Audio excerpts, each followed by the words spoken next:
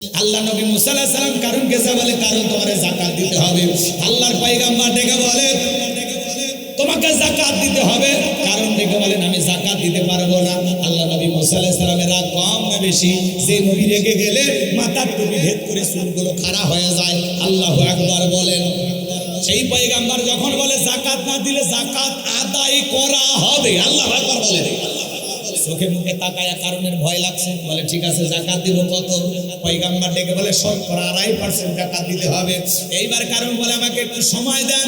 আল্লাহর পয়গম্বর বলে ঠিক আছে সময় দিলাম। এই কথা বলে পয়গম্বর চলে গেলেন। কারণ এইবার হিসাব নিকাশ করা শুরু করে দিল বাজার। এই কারণ আল্লাহ তাআলা এত সম্পদ দিয়েছিল, 70টা উট লাগতো চাবি বহন করতে। চাবি যদি এত হয় তালা কত, আর তালা যদি এত হয় সিন্ধুকে মাল কত, ছোট মাথায় ধরবে না।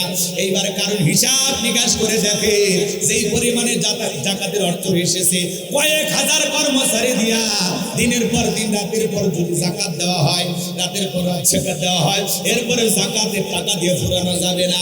এমনি তো কৃপণ পায়ে স্যান্ডেল দেয় না, ক্ষয় যাবে বলে, গায়ে জামা পরে না ছিঁড়ে যাবে বলে, সেই কৃপণ কি এত টাকা যাকাত দিতে পারে? এইবার কারণ হিসাব নিকাশ করে টেনশনে পড়ে গেল যে এই পরিমাণে যাকাত তো আমার পক্ষে দেওয়া সম্ভব নয়। এলাকার তো 2 নম্বর মহিলা ছিল, নাম হলো সফদা। এই সফদা নামের পতিতার কাছে যা বলে, সফদারে আমার একটা উপকার করা লাগবে, বিনিময়ে তোরে 2 বস্তা টাকা দেব। অ্যাডভান্স হিসাবে 1 বস্তা টাকা সে দিয়ে দিলাম, আর আমি কালকে সাক্ষী দেওয়ার পরে আর 1 বস্তা টাকা দেব। বিনিময়ে আল্লাহর নবী মুসা আলাইহিস সালাম যে মজলিসে দাঁড়াইয়া আল্লাহর পথে মানুষকে দাওয়াত দেবে, ওই ভরা মজলিসে আল্লাহর নবী মুসা আলাইহিস সালামের সামনে দাঁড়াইয়া একটা কথা শুধু বলবি, মুসা নবী দিনের বেলা ওয়াজ করে আর রাতের বেলায় আমি সফদার সাথে রাত কাটাই। যথেষ্ট, এতটুকু কথা বললেই হবে, বাকি যা করার আমি করব। সফদা যেহেতু 2 নম্বর মহিলা রাজি হয়ে গেল। পরের দিন সকালবেলা আল্লাহর পয়গম্বর মুসা আলাইহিস সালাম হাজার হাজার জনতার সামনে ওয়াজ করে, সুন্দর করে পয়গম্বর দাওয়াত দেয়। বাজানো আমার পয়গম্বরের আলোচনা শোনার পর সফদার পাষাণ হৃদয় গইলা চোখ দিয়া পানি ঝরতেছে। বলেন আল্লাহু আকবার। কারণ ডেকে বলে সবটা তাড়াতাড়ি দাঁড়া, বলেন আরেকটু শুনে, বলেন না শুনতে দেওয়া যাবে না। 2 জন লোক পাঠিয়ে দেওয়া হলো, সবটাকে তাড়াতাড়ি দাঁড়ি করায় দাও। ওরা এসে বলে নেতা গতকালকে 1 বস্তা টাকা দিয়েছে, আর 1 বস্তা টাকা রেডি আছে, সাক্ষীটা দিয়া টাকার বস্তা রেডি বাড়িতে চলে যাও। সবটা বলে আর একটু শুনে, বলে না শুনতে দেওয়া যাবে না। এইবার বাজান গো আমার ভালো করে গভীর মনোযোগ দিয়ে শুনবেন গুনাহগারের কথাগুলো। এইবার সবটাকে জোর করে দাঁড় করায় দেওয়া হলো। যখন কারণ হলো আপনার দাঁড়ায় বলে মুসা ওয়াজ বন্ধ কর, তাকায় দেখ 2 নম্বর মহিলা দাঁড়াইছে। আজ সমাজে যখন সুদের কথা বলবেন, ঘুষের কথা বলবেন, কোরআনের কথা বলবেন, আল্লাহর আইনের কথা বলবেন, কোরআনের সমাজ কায়েম করার কথা বলবেন, এক শ্রেণীর মানুষ ডাইরেক্ট বলে হুজুর আপনার ওয়াজ বন্ধ করেন, আপনার ওয়াজ লাইন ছাড়া। হুজুরের ওয়াজ লাইন ছাড়া না, তোমার জীবন লাইন ছাড়া, আর তুমি একটা তার সেরা কথা বলেন, ঠিক কিনা? আজকেও আলেমদের কথা বলতে বাধা দেয় যারা, এই সমাজের ডিজিটাল কারণ তারা কথা বলেন, ঠিক কিনা? আমাদের আফসোস লাগে ওই জায়গায় বাংলার জমিনে বাণিজ্য মেলার নামে রাত 12টার পরে নর্তকীর গায়ে একটা সুতার কাপড় থাকে না, ওখানে 144 জারি করা হয় না।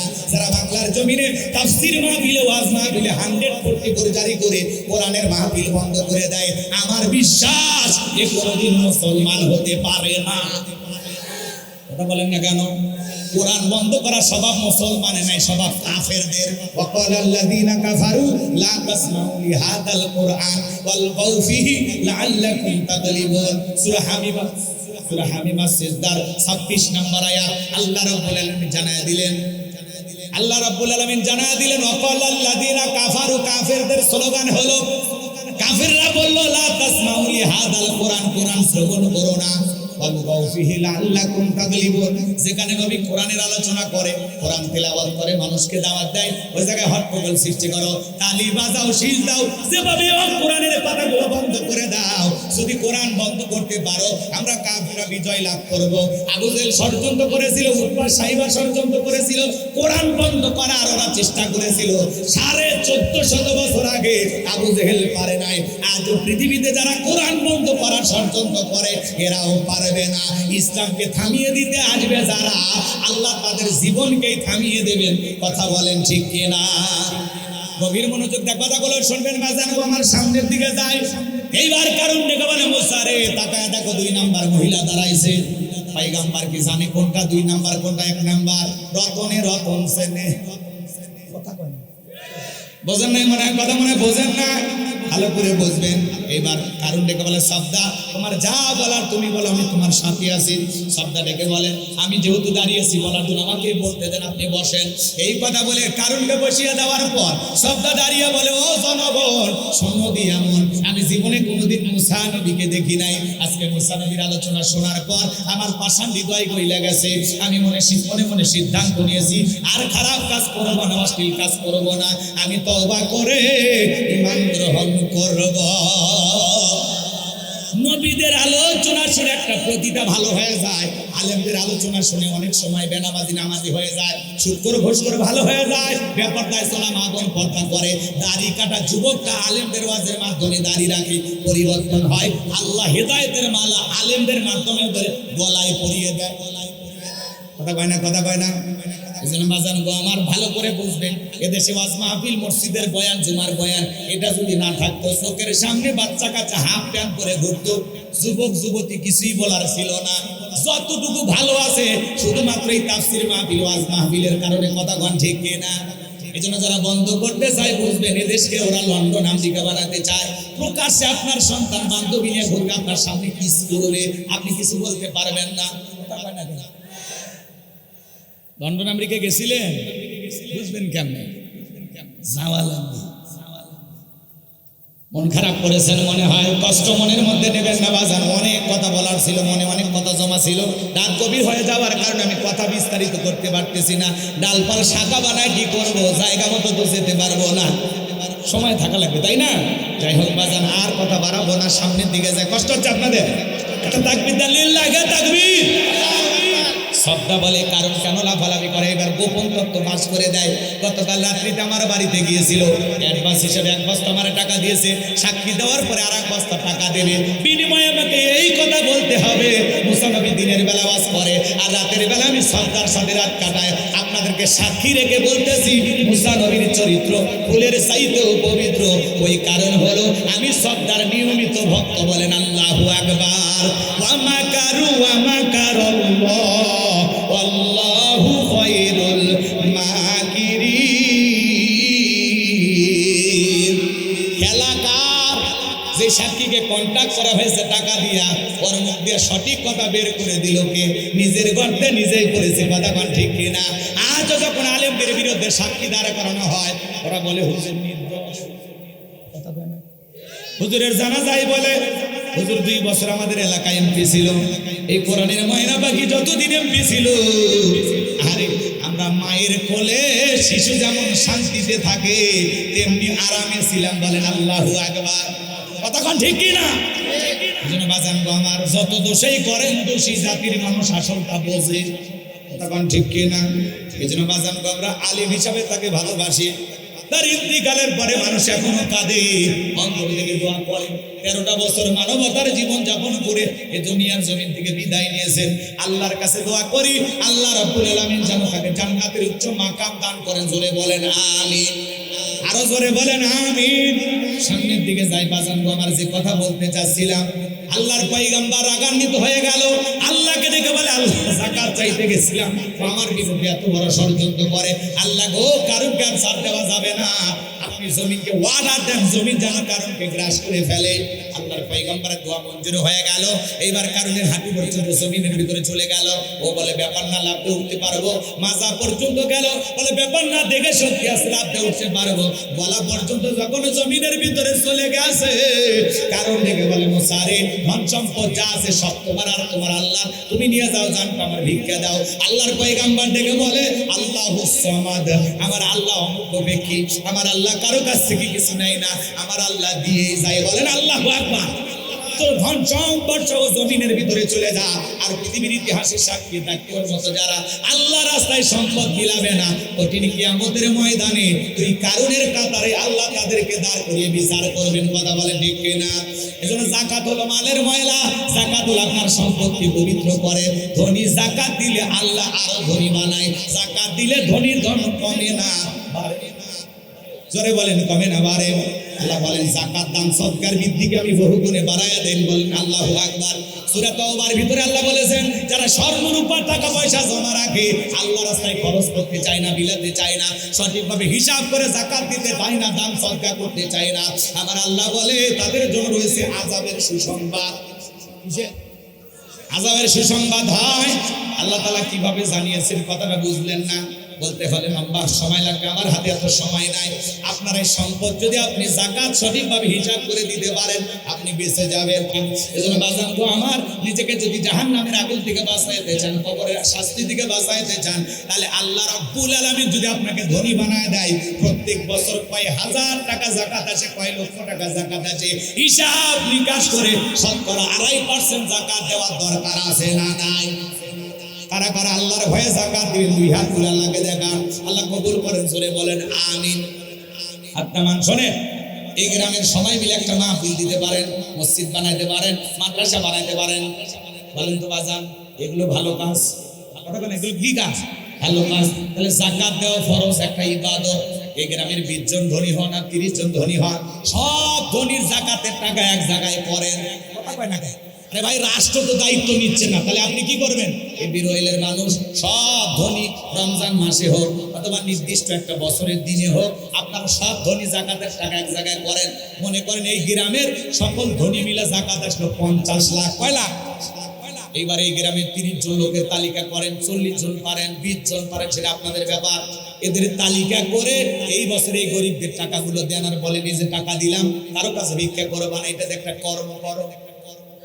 এই যে 20 জন গরিব মানুষ অথবা 30 জন মানুষ, তাদের যাকাতের অর্থ দিয়ে একটা কর্মস্থানের ব্যবস্থা করলেন।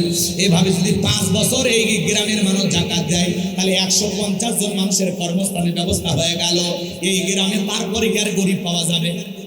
কথা কয় না কেন? তাহলে ভালো করে বোঝেন, মাথার মেমোরিটা একটু খোলেন, এইভাবে চিন্তা ভাবনা করেন, দেখবেন সমাজ এমনি দারিদ্র মুক্ত হবে। কথা বলেন ঠিক কিনা? আল্লাহ আমাদের সঠিক বুঝ দান করুন, জোরে বলুন আমিন। মুমিন বান্দার 4 নাম্বার গুণাবলী, ওয়াল্লাযীনা হুম লিফুরুজিহিম হাফিজুন। মুমিন বান্দার 4 নাম্বার গুণাবলী, নিজের যৌবনটাকে সংযত রাখা, নিজের যৌবনটাকে হেফাজত করা। মুমিনের যৌবন হোটেলে বিক্রি হয় না, পার্কে বিক্রি হয় না। যুবক রে, ভালো করে কথাগুলো বোঝার চেষ্টা করবা। আমি যৌবনকালে গুনাহ করতে ভালোবাসি, আর যৌবনকালের ইবাদত আল্লাহ ভালোবাসেন।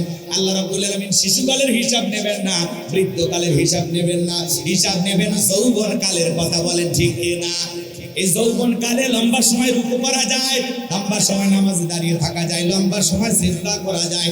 যৌবনকালে ঠান্ডা পানি দিয়ে ওযু বানায়া নামাজে দাঁড়ানো সম্ভব, যেটা বৃদ্ধকালে সম্ভব নয়। কথা কয় না কেন? বোঝেন নাই? একটা যুবকদেরকে বলি, এই ঠান্ডার ভিতরে 2000 টাকা দিব, একটা পুকুরে নেমে গোসল করে, হুজুর টাকা রেডি করে কাপড় খুলে নেন। কথা কন? কারণ যুবকের একটা জওয়ানি আছে, যৌবনের একটা পাওয়ার আছে। কথা কন ঠিক কিনা? 80 বছরের বৃদ্ধ চাচাকে বলেন, চাচা 2000 টাকা দিব, পুকুরে নামে একটা গোসল ডুব দিয়ে আসে। পুকুরে ডুব বলে না, যান পুকুরে একটা ডুব দিয়ে উঠে আসে। চাচা বলবে, বাবা ভাতিজা, ওই 2000 টাকা নেওয়ার জন্য ডুব দিয়ে কি পুকুর থেকে ওঠার শক্তি থাকবে? ও টাকা পর্যন্ত আমি পৌঁছাইতে পারবো? কথা কয় না কেন? যে প্রচন্ড ঠান্ডা মাঝে মাঝে যায়, চাচিমা যদি পানি গরম করে দেয়, চাচা ওযু বানাইতে পারে না, হলে চাচার ওযু নাই, নামাজ নাই। কিন্তু যুবকের কাছে ঠান্ডা গরম আছে, তার বয়সটা এখন বড়। একটা ছেলে যখন 15-16 বছর বয়স হয়, সে তখন যৌবন প্রাপ্ত হয়। তখন থেকে মা বলে, নিজের পায়ে দাঁড়া, নিজের পায়ে খাড়া হ, নিজের কেরিয়ার গড়। এই যে ধনুটের আহারে আমি অবাক হয়ে গেলাম, একটা মা হারা, তার 3টা যমজ সন্তান মেডিকেলে চান্স পাইছে। মারহাবা কর, আরো জোরে কোন মারহাবা।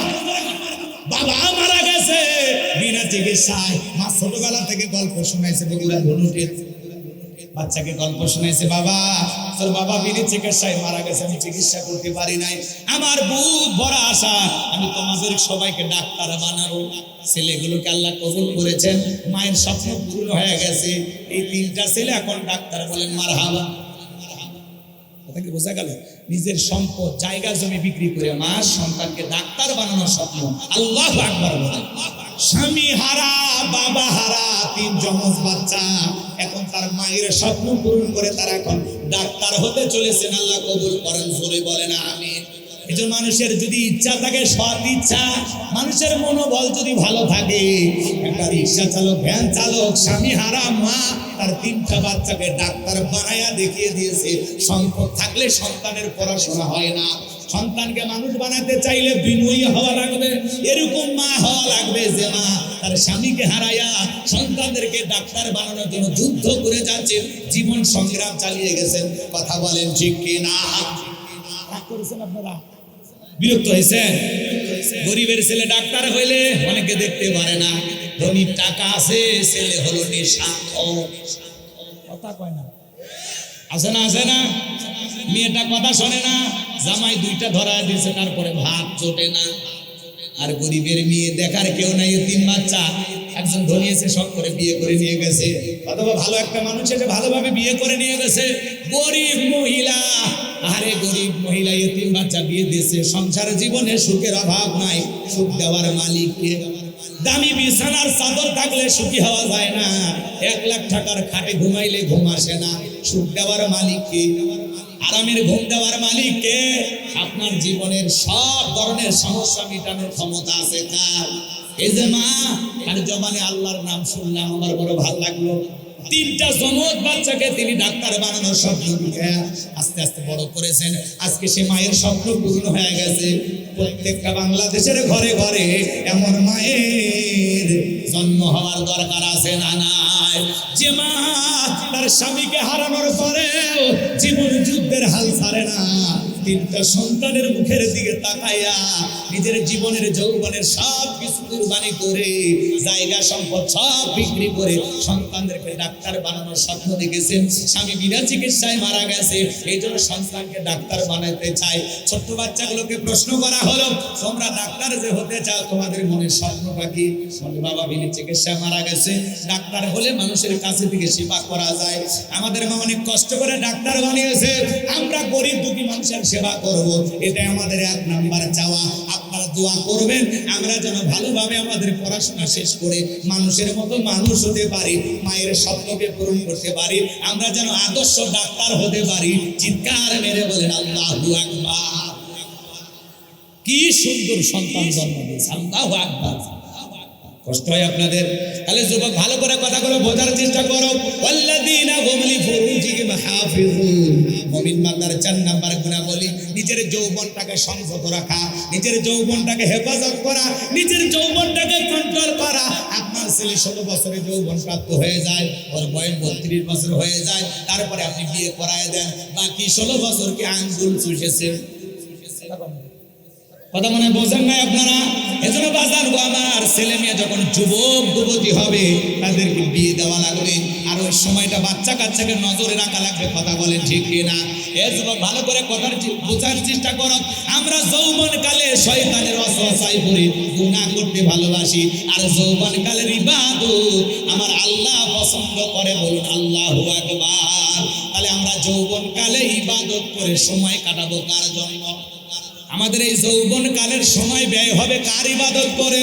আল্লাহর ইবাদতে, আল্লাহর ভালোবাসায় যৌবন কালের সময়টা ব্যয় করতে হবে।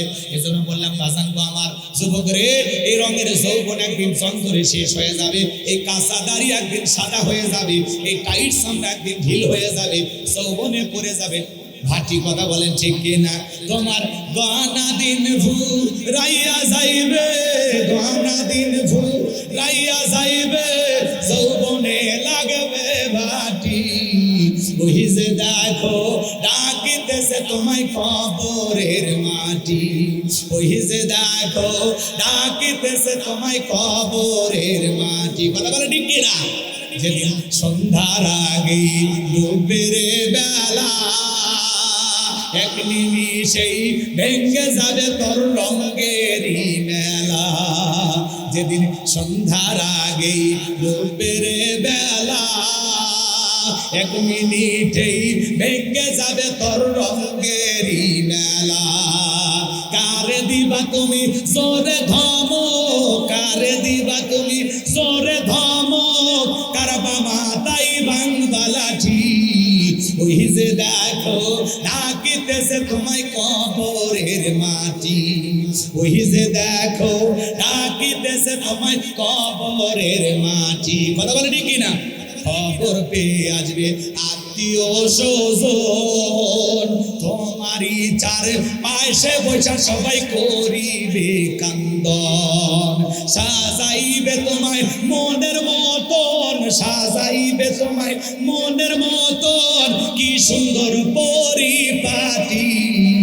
ওই যে দেখো ডাকিতেছে তোমায় কবরের মাটি, ওই যে দেখো ডাকিতেছে তোমায় কবরের মাটি। ভৈরা মারো তুমি, ফিরা মারো তুমি মায়ারি পিছে, এত আশা ভালোবাসা সবই যে মিশে। কোন দিন জানো আইসা পরে, কোন দিন জানো আইসা পরে আজরাইলের হাতের চিঠি। ওই যে দেখো ডাকিতেছে তোমায় কবরের মাটি, ওই যে দেখো ডাকিতেছে তোমায় কবরের মাটি। তোমার গহনা দিন রাইয়া যাইবে, গহনা দিন রাইয়া যাইবে, যৌবনে লাগবে বাটি। ওই যে দেখো ডাকিতেছে তোমায় কবরের মাটি, ওই যে দেখো ডাকিতেছে তোমায় কবরের মাটি। জোরে কোন মারহাবা। কষ্ট হয়েছে আপনাদের বাজান গো। এ যুবক তোমাদেরকে বলে যায়, এই রঙের যৌবন একদিন জং ধরে শেষ হয়ে যাবে। যৌবন কালে আমরা গুনাহ করতে ভালোবাসি, আর যৌবন কালে ইবাদত আল্লাহ ভালোবাসে। হযরত আলী রাদিয়াল্লাহু তাআলা বলেছেন, তোমরা যৌবনের তরুণায় গুনাহ করো, একদিন তোমাদের যৌবন থাকবে না, আমলনামায় গুনাহ ঠিকই লেখা থাকবে। শয়তান ধোঁকা দিবে, ওয়াসওয়াসা দেবে। যৌবন মানে সে মানুষ উশৃঙ্খল হয়, গুনার পথে ধাবিত হয়। এজন্য নফসকে দমন করতে হবে, নিজের যৌবনটাকে কন্ট্রোল করতে হবে, হেফাজত করতে হবে, নিজের বিবেককে ধমক দিয়ে বলতে হবে চুপ করো, তুমি যা করতে চাও সব আল্লাহ দেখতেছেন। আল্লাহর ভয়ে যুবক সকল গুনাহ থেকে বেঁচে থাকার দরকার আছে না নাই? যৌবনের পরীক্ষা দিয়েছিলেন আল্লাহ নবী ইউসুফ আলাইহিস সালাম। কোন কক্ষে নিয়ে যায় আল্লাহর পয়গম্বর ইউসুফ আলাইহিস সালামকে ডেকে বলে, দিলে বড় জ্বালা রে পাঞ্জাবিওয়ালা, হুজুর তো কিছুই বোঝে না, হুজুর সবই বোঝে, নারীর চলা কলা বোঝে না। জুলেখা কাপড় ছিঁড়ে দেবতার মুখটাকে ইউসুফ আলাইহিস সালাম ডেকে বলে, কাপড়ে ঢাকিলে তুমি দেবতার মুখ, কি দিয়া ঢাকিবা তুমি বিধাতার মুখ। জুলেখা কাছে আসে বলে, ইউসুফ রে তোমার চোখ দুইটা ভারী সুন্দর। ইউসুফ পয়গম্বর ডেকে বলে, এই চোখ যে আল্লাহ সৃষ্টি করেছে সে আল্লাহকে ভয় করো। ইউসুফ আলাইহিস সালাম আল্লাহকে ডেকে বলে, আল্লাহ জুলেখার মনের অবস্থা আমি বুঝতে পেরেছি, ওর মনের গতি অবস্থাটা কেমন। আল্লাহ গো আমি একমাত্র তোমার কাছে ভরসা চাই। হে রব্বুল আলামিন, একমাত্র আপনি পারেন এই বিশাল একটা ফাঁদ থেকে আমাকে বাঁচাইতে। আল্লাহর পয়গম্বর অন্তরে কার ভয়? ইন্নী আখাফুল্লাহ, অন্তরে আল্লাহর ভয় নিয়ে আল্লাহকে ডেকে বলেন, আল্লাহ আমার নিজের ইজ্জতটাকে বাঁচানোর জন্য, নিজের সম্মানটাকে বাঁচানোর জন্য দৌড় মারার দায়িত্ব আমার, আর আপনার কুদরত থেকে তালা খুলে দেওয়ার দায়িত্ব আপনারা। বলুন আল্লাহু আকবার। গোপন কক্ষে ইউসুফ নবী আর জুলেখা ছাড়া কেউ নাই। এখনকার যুবকদের গোপন রূপ লাগে না, গোপন কক্ষ লাগে না। পার্কের সিপা গলি পাইলে ওর পিরিতের 12 মাস। 14 ফেব্রুয়ারিতে এত বিশ্ব বেহায়া দিবস, ভালোবাসা দিবস পালন করে। ভালোবাসা এত বেশি হয়ে যায়, কয়েকদিন পর মহিলা বমি করে। কথা কয় না কেন? এই যে কোনো মুসলমানের সন্তান পালন করতে পারে না। যুক্তরাষ্ট্রে এই ভ্যালেন্টাইন্স ডে পালন করার জন্য $26 কোটি ফুল বিক্রি হচ্ছে। কত কত? $26 কোটি ফুল বিক্রি হচ্ছে। কথা বলেন ঠিক কিনা? এটা লন্ডন আমেরিকার মানুষ, পৃথিবীর বড় বড় রাষ্ট্রের মানুষেরা পালন করে ঢালাও ভাবে, আমোদ প্রমোদ নিয়ে। কারণ ওই দেশের মানুষগুলো বাবা মাকে ভালোবাসে না, ওই বিশেষ দিনে স্বামীকেও ভালোবাসে, বাবা মাকে ভালোবাসে। ওরা কুত্তা বোঝেন না, কুকুর চেনেন তো? এই কুকুর কোলে নিয়ে ঘরে বাচ্চাকে কোলে নেয় না, স্বামীকে বুকে নেয় না, মা বাবাকে ভালোবাসে না। এই জন্য ওদের ভালোবাসার একটা খরা থাকে। এই জন্য ওরা এই দিনটাকে বেছে নিয়ে ভালোবাসা দিবস পালন করে। কিন্তু তুমি মুসলমানের বাচ্চা, তুমি ইমানদার, তোমার আমার ভালোবাসা হলো 12 মাস। নির্দিষ্ট একটা দিনে, বিশেষ একটা দিনে ভালোবাসা দিবস পালন করবে তারা। এই দুনিয়ার জমিনে ভালোবাসা রোগে আক্রান্ত যারা। কথা বলেন, আপনারা দেখেন না, কার্তিক মাস আসলে কুকুরের প্রেম বেড়ে যায়, রাস্তাঘাটে দোকানপাটে সব জায়গায় ওরা ভালোবাসা জোড়ায় জোড়ায় করে। ওদের ভালোবাসা দেখেন না, জোড়ায় জোড়ায়। রাগ করেছেন মনে হয়? জোড়ায় জোড়ায় প্রেম প্রীতি ভালোবাসা দেখায়। এক জায়গায় কুকুরকে ধমক দিয়ে বলবে, সাইডে যা, বন জঙ্গলে যা, পুকুর পারে যা। তখন বলতেছে, হুজুর আমাদের ভালোবাসার দিকে নজর দেয়। 14ই ফেব্রুয়ারিতে যারা পিতা মাতার চোখকে ফাঁকি দিয়া স্পেশাল ক্লাসের নাম কইরা পার্কের চিপা গলিতে ফুল গাছের নিচে পার্কের গাছের গোড়ায় জোড়ায় জোড়ায় যারা বসে বসে বাক বাক করে, ওদের কি দেখেন না? ওরাও যা, আমরাও তাই। কথা বলেন, ওদেরও লাইসেন্স করে নাই, আমাদেরও নাই। কথা কোন ঠিক খেয়ে না? এজন্য যুবক যুবতী তোমরা যারা এসেছো, অনুরোধের ভাষায় বলে যায়, কোন মুসলমান যুবক যুবতী এরকম বিশ্ব বেহায়া দিবস পালন করতে পারে না। মুসলমানের ভালোবাসা 12 মাস। মুসলমান বিবাহ বহির্ভূত কোন সম্পর্কে জড়াইতে পারে না। মুসলমান যুবক যুবতী বিয়ে ছাড়া অবৈধ প্রেম ভালোবাসা করতে পারে, এজরে পালন করতে পারে। আর যদি কেউ বিশ্ব ভালোবাসা দিবস পালন করে, কুকুরও যা, ওরাও তাই। কুকুরের স্বভাব পাইছে। কথা কোন ঠিক? হ্যাঁ, কার্তিক মাসে কুত্তে দিবস। কথা কোন ঠিক কি না? হ্যাঁ, যারা যাবে ওরাও কুত্তে কুত্তি।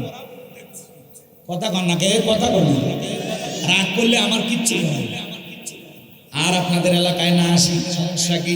আজকে তো চান্স পাইছি, দিয়ে যাই। রাগ করতেছেন মনে হয়? সামনের দিকে যাই বাজানগো আমার। যে কথা বলতে চাচ্ছিলাম, আল্লাহর পয়গাম্বর স্মরণ করলেন কারে? আযকুরুনি আযকুরুকুম ওয়াশকুরুনি ওয়ালা তাকফুরুন। বান্দারে আমি আল্লাহকে স্মরণ করো, আমি আল্লাহ তোমাদেরকে স্মরণ করব। পয়গাম্বর বিপদে পড়ে আল্লাহ তাআলাকে স্মরণ করে ডেকে বলে, আল্লাহ আপনার উপরে তাওয়াক্কুল করে দৌড় মারার দায়িত্ব আমার, আর আপনার কুদরত থেকে তালা খুলে দেওয়ার দায়িত্ব আপনার। এই কথা বলে আল্লাহর পয়গাম্বর আল্লাহর প্রতি ভরসা করে যখন দৌড় মারলেন, আল্লাহর কুদরত থেকে প্রত্যেকটা দরজার তালা খুলে গেল। বলুন সুবহানাল্লাহ। শেষ দরজায় যা চলে গেল, পিছন থেকে মারছে ধাবা। ইউসুফ নবীর জামার অংশ ছিঁড়ে গেছে। ইউসুফ নবীর বলে জামা ছিঁড়ে যায়, যাক ইজ্জত দেওয়া যাবে না। এইবার শেষ দরজায় যায় দেখে, যেখানে বাঘের ভয় সেখানে রাত হয়। জুলেখার স্বামী আজিজ মিশর দাঁড়ায় আছে। স্বামীকে দেখা মাত্র জুলেখা নেকা কান্নার অভিনয় শুরু করে দিল। যেই মহিলা কথা বলার আগে কান্দে আর বলে, আমার কেউ নাই, কেউ নেতে বেঁচে আছি কিশোর। কথা কয় না, কথা কয় না। কিছু বলার আগে কান্দে, কিছুই বলা যায় না। কিছু বলার আগে চোখে পানি বের করে, চোখে মনে মোটর বসায় রাখছে, টিপ দেওয়া যায় না। যার বউ যত বেশি কান্দে ধমক দেবে, পাগলি কান্দিস কে? ঘটনা কি হয়েছে খুলে কর। তোর কথা শুনে যদি মনে হয় কান্দা উচিত, স্বামী স্ত্রী একসাথে জামাত করে কান্দা। কথা কোন ঠিক কি না? আর যেই মহিলা যত বেশি কান্দে, ওর ভিতরে তত বেশি ভেজাল। কথা কোন না গে? যারা সত্যিকারী ভালো নারী, এদের রাগ বেশি। আর যারা বেশি কান্দে ভোলা ভালা, ও শয়তানের না। সহজ সরল দেখতে বোঝা যায়, ভিতরে ভিতরে 36টা ফিল্ম। এই কথা কন না কে? দেখে মনে হয় ভাদা মাছটা উল্টো খেতে পারে না। আর কলে তলে এত প্রেম করেছে, এরকম মহিলা নাই। তো ভারতের মহিলার গল্প করতেছি গো, এ দেশের রাগ করতেছেন মনে, এরকম মহিলা আমার দেশে নাই, অন্য দেশের গল্প করতেছি। সামনের দিকে যায়, মন খারাপ করছেন। জুলেখা নেকা কান্নার অভিনয় কইরা দেখে বলে, ইউসুফকে ছেলের মতো দেখতাম, সুযোগ পেয়েছে অন্তর্মহলে প্রবেশ করেছে, আমার দিকে বাজে নজরে তাকাইছে, মিথ্যা দর্শনের তহমত দিয়া নানান ধরনের আজে বাজে কথা বইলা স্বামীকে ফুসলাইয়া নিজের পক্ষে রায়টা নিয়ে নিল। এজন্য নারীদের সক্রান্ত ষড়যন্ত্র বড় মারাত্মক। কোন নারী যদি কারো বিরুদ্ধে ষড়যন্ত্র করে, শয়তানের কাইন নাই ওই নারীর কাছে। কথা কয় না, কথা কয় না। জুলেখা মিথ্যা তহমত দিয়া ধর্ষণের আসামি বানাইয়া 9.5 বছর পয়গাম্বরকে জেল খাটাইলেন। এজন্য যুবক রে, তোদের পায়ে হাত দিয়ে অনুরোধ করে বলে যায়, পুলিশে ধরলে বাঁচবি, র্যাবে ধরলে বাঁচবি, কিন্তু কোন নারী ছলনার ফাঁদে, প্রেমের জালে, মায়ার জালে, রূপের জালে, মিষ্টি কথার জালে একবার যদি জীবনটা আটকে যায়, ফাঁদে পড়িয়া বগা কান্দে রে, সারা জীবন কেঁদেও ওই কালনাগিনীর বিষাক্ত সবল থেকে বাঁচতে পারবি না। ওরা ছেলেদের ভালোবাসে না, ওরা ছেলেদের নিয়ে ব্যবসা বাণিজ্য করে। আকাশের রং যেরকম মুহূর্তে পরিবর্তন হয়ে যায়, ওই মহিলাও মুহূর্তে পরিবর্তন হয়। পাল্টি মারতে সময় লাগবে না। দামি দামি গিফট করতেছে, নিতেছে। এরপরে তুমি যখন ফকির হয়ে যাবা, আর একজনকে ধরবে। ওরা ছেলেদের টাকাকে ভালোবাসে, দামি গিফটকে ভালোবাসে। আসলে কোনো ছেলেকে ওরা মন থেকে ভালোবাসে না। এই জন্য বিয়ের আগে এই নারী নামের কলগাল, এই নারী নামের ডাইনিদের ফাঁদে পা দেওয়া যাবে না। বিয়ে করে বৈধ বউকে ভালোবাসো, নিজের জীবন নষ্ট করিস পাগল। তোরে ছেঁকা দিয়ে বেকা বানা আর একটা ছেলেরে ধরে বিয়ে করে, আর তুই বলিস আজও প্রতিটা জায়গা থাকি সেপালি পাওয়ার আশায়। তুমি কাছে নাই তাই গান্দা বেছে মদ খাই। সুন্দর জীবনটা একটা নারীর পাল্লায় করে নষ্ট করলি। তোর মতো বোকা আছে কি? এই মহিলার অভাব আছে, নিজেকে জায়গা মতো নিয়ে যায়। মহিলা কয়টা তোর পিছনে লাইন দিয়ে টের পায়, কথা কয় না, কথা কয় না। বোকা ছেলে। প্রেম করা বয়স তোমার হয়েছে, তুমি কিসের প্রেম করো? কিছু ছেলে 20 বছর বয়স হয়নি, বাড়িতে এসে বলে আব্বা উত্তরপাড়া লাকিকে আমি পছন্দ করেছি। রাজি দেখলে 1 চাপুর না হলে 2 চাপুর। পিতা মাতা পছন্দ করে না, রাগান্বিত হইয়া ওই মহিলাকে নিয়ে ভেগে যা বিয়ে করে। 3 মাস পরের ভালোবাসা জানলা ভেঙে ফেলে যায়। দাউপুরের সম্পর্ক আর জোড়া লাগে না। লাগবে কিভাবে? সম্পর্ক যদি টিকাইতে চান, পিতা মাতার পছন্দের মেয়েকে বিবাহ করেন। মা বাবা মুরব্বীদের দোয়া আছে, যেখানে বরকত আছে। একা একা মাতবাড়ি করে বিয়ে করিস না, দেখা যাবে তোর সংসার কয়দিন হয় রে বদমাইশ। কথা কয় না, তো সংসার টিকবি না। বিয়ে করে প্রেম করে জীবনে কেউ সুখী হয়? কথা কান। প্রেম করে বিয়ে করে কেউ সুখে থাকতে পারে? জ্বালাইয়া মারে। এই জন্য ভালোবেসে বিয়ে করবেন না। বিয়ে করার পরে বাসর ঘর থেকে ভালোবাসা শুরু। বিয়ের আগে 3 মাস 4 মাস প্রেম করে বাসর ঘরে নাক ডেকে ধরছে, সব তো আগেই শেষ। কথা কোন ঠিক কি? এ হলো যুবক যুবতীর প্রেমের অবস্থা। কথা কোন ঠিক কি না? আল্লাহ যুবকদের হেদায়েত দান করুন। জোরে বলেন আমিন। আরো জোরে বলেন আমিন। আল্লাযীনা হুম লিফুরুজিহিম হাফিজুন। নিজের যৌবনটাকে সংযত রাখা, নিজের যৌবনটাকে কন্ট্রোল করা। হে যুবক, তুমি কি মনে করেছো রাতের 2টার দিকে ওই যে শেফালির দরজায় দাঁড়ায় গল্প করলা, কেউ না দেখেছে? একজন দেখেছে, তিনি কে? তুমি কি মনে করেছো জঙ্গল প্রেম করার জন্য মঙ্গল? জঙ্গলে কেউ না দেখলে একজন দেখেন, তিনি কি? ওই যে ওই যে ওই যে 7 মাথায় ওই যে ফুচকা খাইলে, ওই যে কফি শপে গেলে, ওই যে মমইনের ওই যে সাইটে গল্প করলে, ভিডিও কিন্তু আছে। চাচা আপনারা মন খারাপ করেন না, আপনারা এক সময় বয়স ছিল যখন 22 বছর 25 বছর ছিল, ওই যে প্রেম যমুনের ঘাটে সোহেলা নৌকা চড়ে ওই যে চরের ভিতরে গেলেন না, এই যে কাশফুলের ওই পাশে, সেই দিনের ঘটনা কিন্তু লেখা আছে। কথা কয় না। কি মনে করেছেন ওই বয়সটাই ওই কথা কোন ঠিক?